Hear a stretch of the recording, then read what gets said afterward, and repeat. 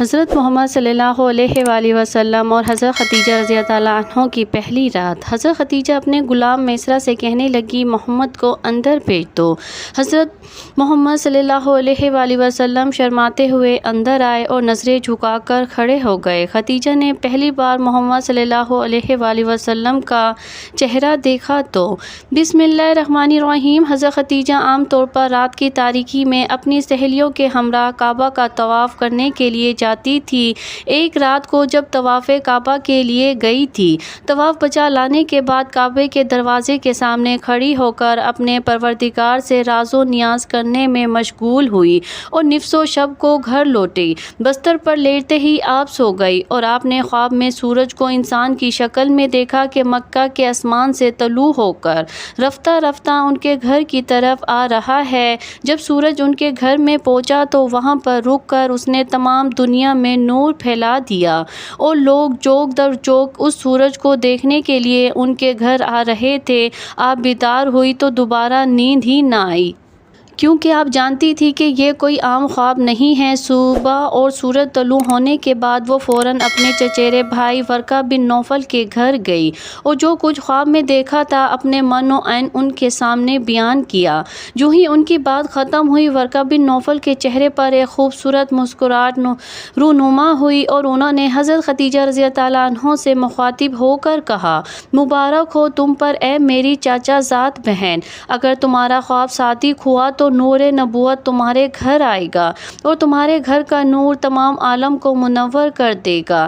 ناظرین گرامی، حضرت خدیجہ کے چچیرے بھائی ورقہ بن نوفل بن اسد اپنے زمانے میں جزیرۃ العرب کے ایک مشہور دانشور اور خدا پرست راہب تھے۔ ان کو آسمانی کتابوں کے بارے میں کافی علم تھا اور عربستان میں دوران جاہلیت کے 4 مشہور عابدوں میں سے ایک شمار ہوتے تھے۔ آپ لوگوں کو آخری نبی کی نشانیاں بتایا کرتے اور یہ بھی بتاتے کہ ان کی بعثت کا وقت قریب ہے۔ حضرت خدیجہ گہری سوچ میں پڑ گئی تو نور نبوت کیسے ان کے گھر آئے گا اور ان کے گھر کیسے تمام دنیا کے نور کا مرکز بنے گا۔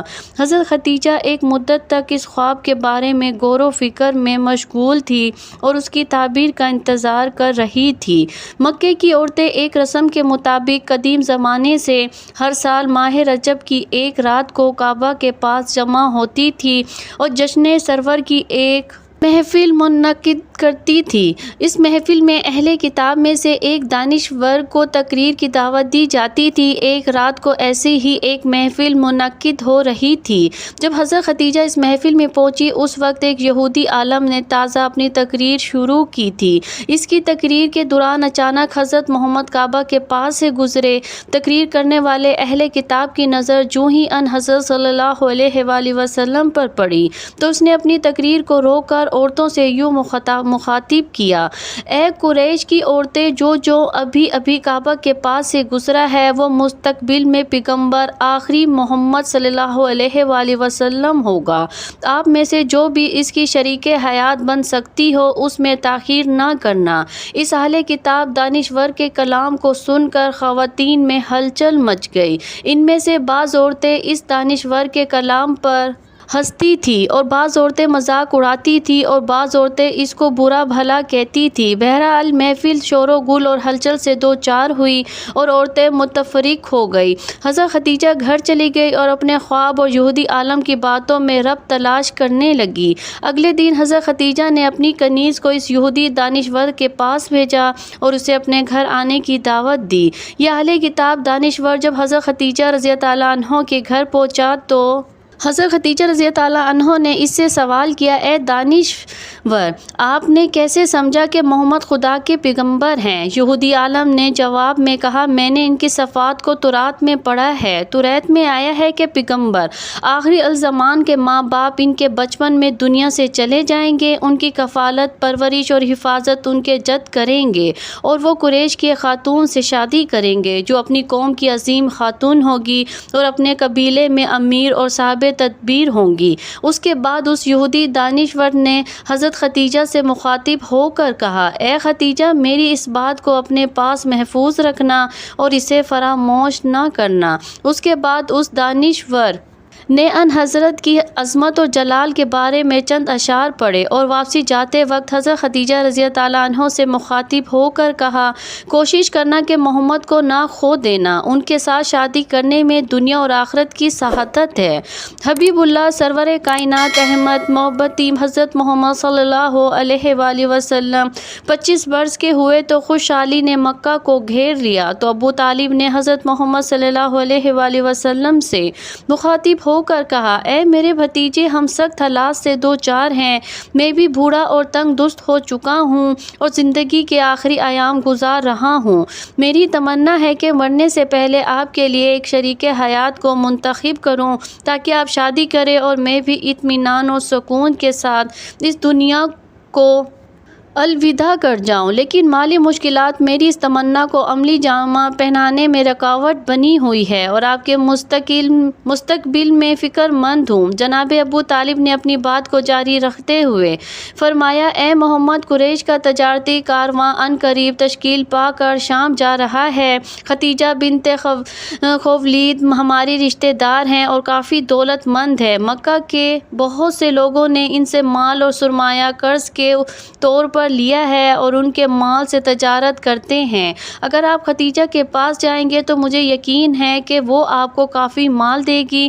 اس سرمایہ سے مال خرید کر قریش کے کارواں کے ہمراہ آپ شام چلے جائیں گے۔ شاید اس تجارت کے نتیجے میں آپ کو کوئی نفع مل جائے اور خداوند ہماری زندگی کی بعض مشکلات کو حل کر دے۔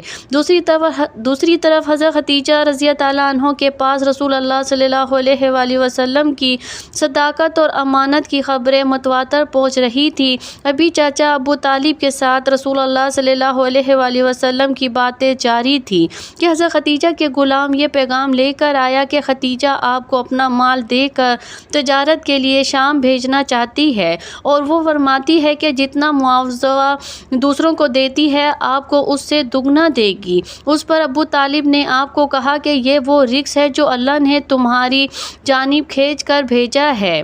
اس کے بعد آپ صلی اللہ علیہ وآلہ وسلم قافلے کے ساتھ شام کی طرف روانہ ہوئے۔ آپ کے ہمراہ حضرت خدیجہ کا غلام میسر ابھی تھا۔ ابھی قافلہ شام کے شہر بصرہ میں پہنچا تو وہاں نستورہ راہب نے آپ صلی اللہ علیہ وآلہ وسلم میں نبوت کی علامات پہچان کر آپ کے نبی آخری الزمام ہونے کی پیش گوئی کی۔ دوسرا اہم واقعہ یہ پیش آیا کہ جب آپ نے تجارتی سامان فروخت کر لیا تو اس شخص سے کچھ بات چیت پڑ گئی۔ اس نے کہا کہ لات العزیٰ کی قسم اٹھاؤ تو ان حضرت نے فرمایا، میں نے کبھی ان دونوں کی قسم نہیں کھائی، میں تو ان کے پاس سے گزرتے ہوئے ان سے منہ موڑ لیتا ہوں۔ اس شخص نے یہ بات سن کر کہا، حق بات تو وہی ہے جو تم نے کہی۔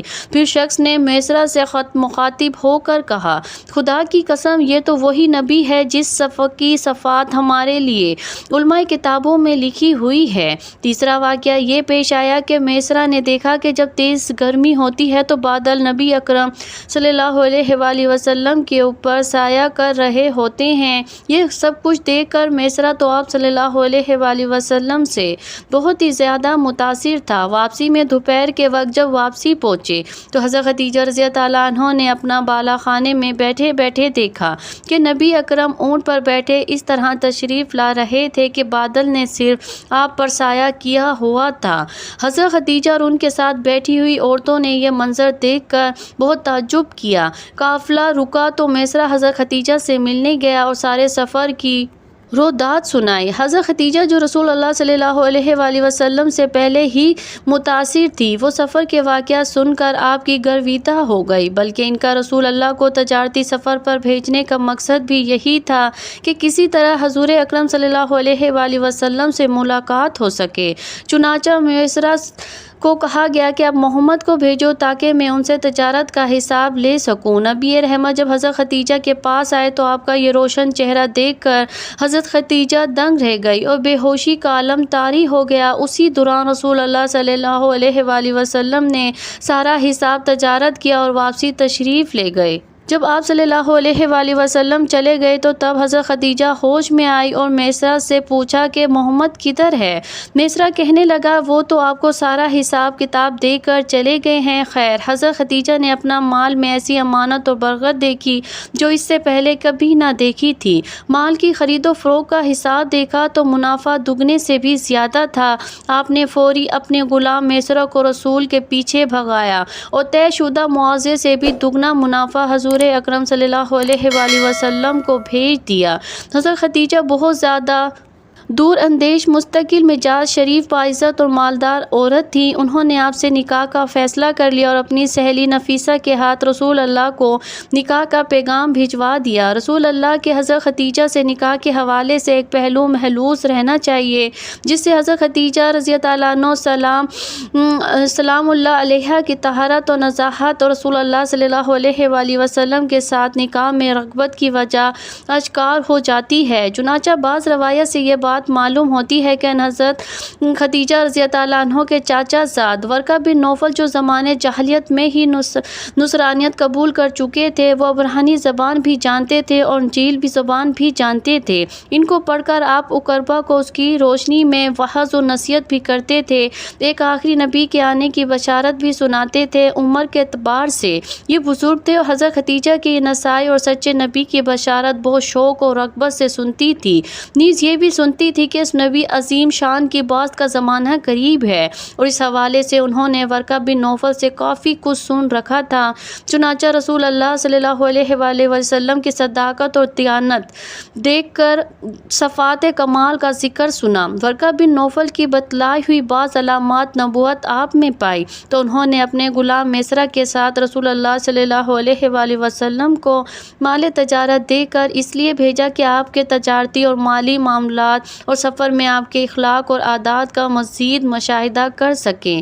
اس لیے بعض روایت میں ہے کہ انہوں نے غلام کو ہدایت کی تھی کہ سفر کے تمام واقعات نوٹ کریں اور واپسی پر پوری تفصیل بتائیں۔ اسی ہدایت کی روشنی میں غلام نے آپ کی برکت وغیرہ کے حوالے سے جن کمالات کا مشاہدہ کیا تھا وہ سب تفصیل بتا دی تھی۔ اس سے حضرت خدیجہ کا ظن غالب ہو گیا اور اللہ تعالیٰ کے آخری رسول یہی ہیں، اور انہوں نے یہی سوچا کہ اس سے بڑی سعادت کیا ہوگی کہ آپ کی زوجیت کے رشتے سے منسلک ہو جاؤ۔